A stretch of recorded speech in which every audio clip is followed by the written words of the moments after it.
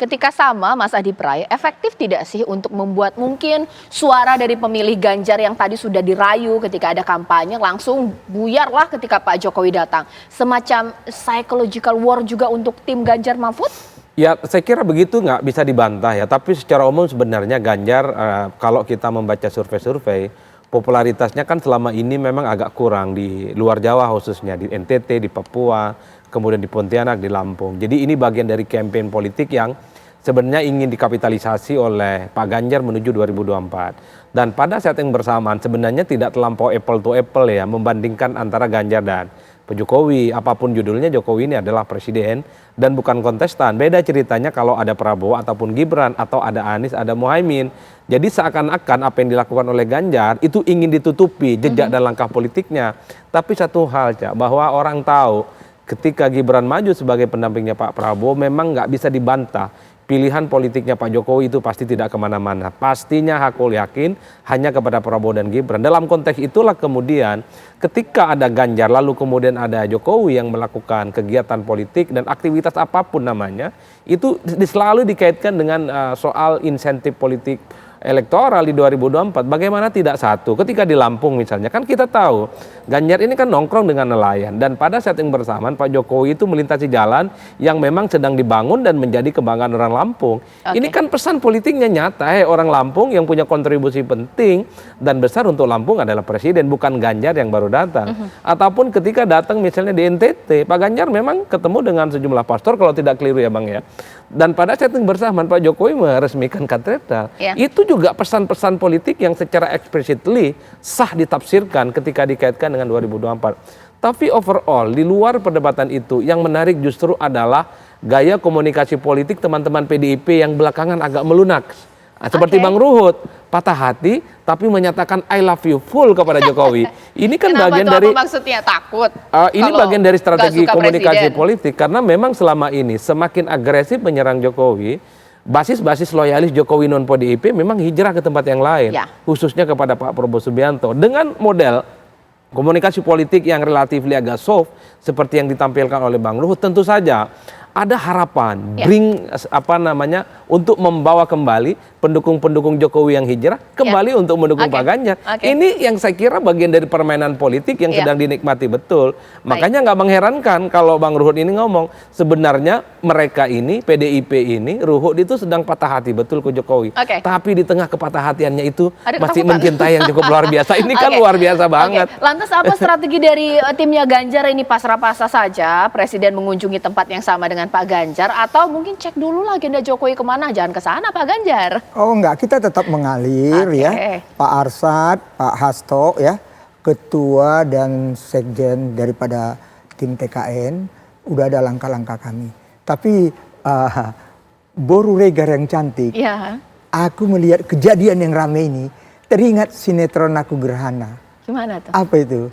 Bulan, cintaku padamu persis seperti jalan tolnya Mbak Tutut. Aku ingat kata-kata itu. Jadi jangan-jangan Pak Joko Widodo ini sadar. Orang Jawa bilang eling. Oh nggak baik kalau jalan pintas. Saya bisa jadi orang besar, anak tangga. 2 periode wali kota, 1 periode gubernur DKI, 2 periode presiden. Dia Pak Joko Widodo kok yang aku I love you full sama Pak Joko Widodo yang mengatakan, hah kalian caloni Gibran baru 2 tahun loh ya, Pak Jokowi udah ngomong bukan aku, dia jadi wali kota, enggak lah bukan dialah kan begitu. Tapi apa yang terjadi? Kejadianlah jalan tol ini ya, jalan tol apa? Mahkamah Konstitusi diplesetkan jadi Mahkamah Keluarga. Keluarlah putusan nomor 90. Ini yang akibatnya mungkin Pak Joko Widodo lihat, wah itu yang saya bilang. Di Papua itu dia pakai nomor 23. 2 memang betul. Pak Adi ya.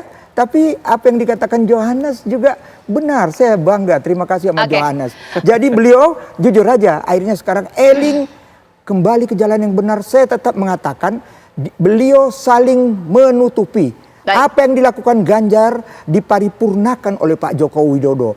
Karena Pak Joko Widodo juga dari hatinya yang paling dalam hanya Ganjar yang bisa melanjutkan dan Pak Mahfud periode berikutnya. Oke, Mas Johannes Joko, kan tidak mungkin juga ya kritik-kritik bahkan juga interpretasi ini tidak sama sekali difikirkan oleh tim KSP karena ini kan juga rakyat juga yang mengkritik. Kok sama ya dengan agenda Ganjar?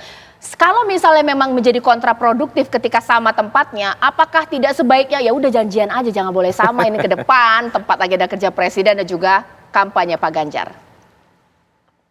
Ya kalau terkait agenda Bapak Presiden kan yang menyusun teman-teman Setpres gitu Mbak, Sekretariat Presiden. Tetapi yang tadi yang saya sampaikan gitu berulang kali bahwa ya peristiwa-peristiwa ini kan tahun politik gitu. Tahun politik segala sesuatunya pasti dibaca dalam perspektif politik. Tetapi kalau kami melihatnya bahwa yang harus dilakukan itu bukan hanya sekedar kita melihat apa yang terjadi, tetapi juga apa yang tersirat begitu. Tetapi kalau tadi yang saya sedikit koreksi gitu Bang Ruhut, Pak Presiden itu juga main bola itu kan ditafsirkan macam-macam dengan nomor 23 dan segala macam, dari pihak satu menafsirkan apa, pihak yang lain menafsirkan apa. Tetapi itu menjadi terbantahkan ketika beliau main bola nomornya 22. Ini kita mau baca apa begitulah. Artinya apa sebenarnya yang dilakukan Bapak Presiden saat ini adalah yang kami tahu dan memang ini arahan kami dari Pak Muldoko, kita diminta betul-betul fokus untuk membantu bagaimana penyelesaian segala proyek strategis nasional yang harus memang diberesin hanya tinggal 10 bulan, dan itulah hari ini dalam konteks itulah Bapak Presiden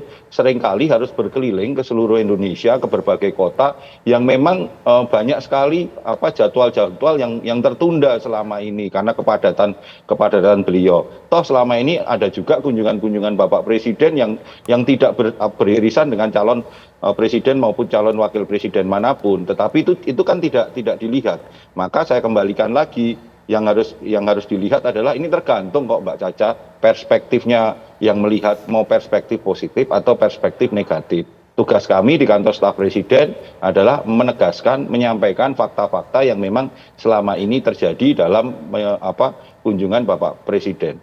Oke, terima kasih Mas Johannes Joko, terima kasih juga dari Bang Ruhut kepada Bang Ruhut dan juga Mas Adi Prayitno. Nanti kita masih akan membahas dialog lainnya bersama dengan Mas Adi Prayitno.